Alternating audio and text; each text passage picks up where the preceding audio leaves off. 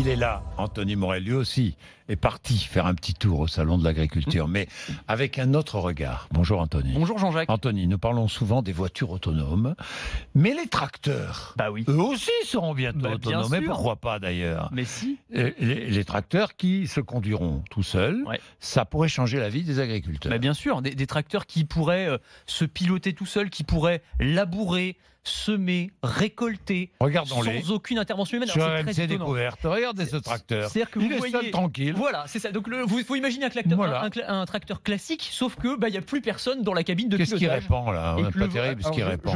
Je ne sais pas. Bon, mais alors si, justement, c'est très intéressant. Il sème peut-être. Il sème. Voilà, parce que justement l'intérêt de ces tracteurs, il y en a même qui n'ont même plus de cabine de pilotage. C'est pas la peine. À quoi ça sert? Il n'y a plus besoin.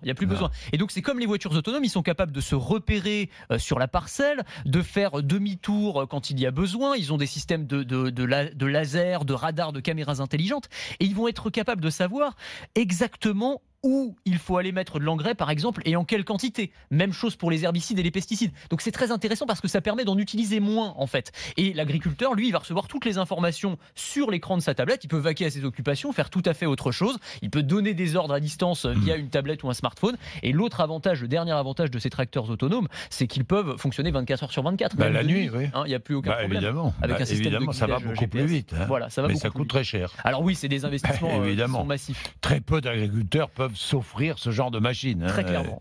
C'est des machines qui sont ultra futuristes. Quand on parle d'agriculteurs qui ont du mal à se verser un SMIC à la fin du mois, ils vont évidemment pas s'acheter des machines comme celle-ci. Ça vaut quoi, 200 000 euros?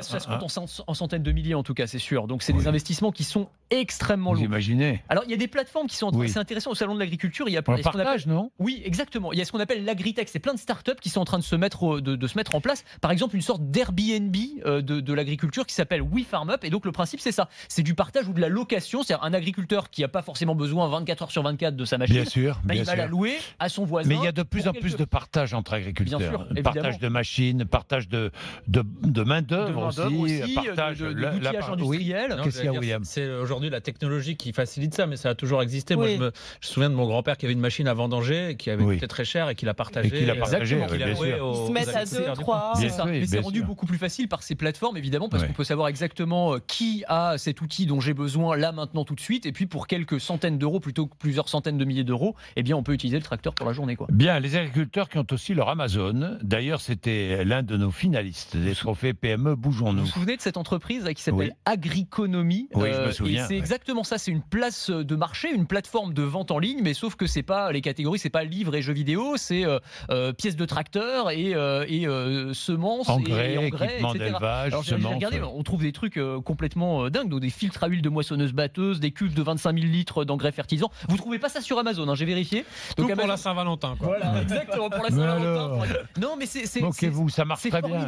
Il y a 70 salariés, l'entreprise. Exactement, ils font des dizaines de millions d'euros de chiffre d'affaires et c'est vraiment des outils qui facilitent aujourd'hui la vie des agriculteurs. Mais est-ce que vous savez que les agriculteurs, c'est peut-être la population française la plus connectée? Ça, c'est vrai.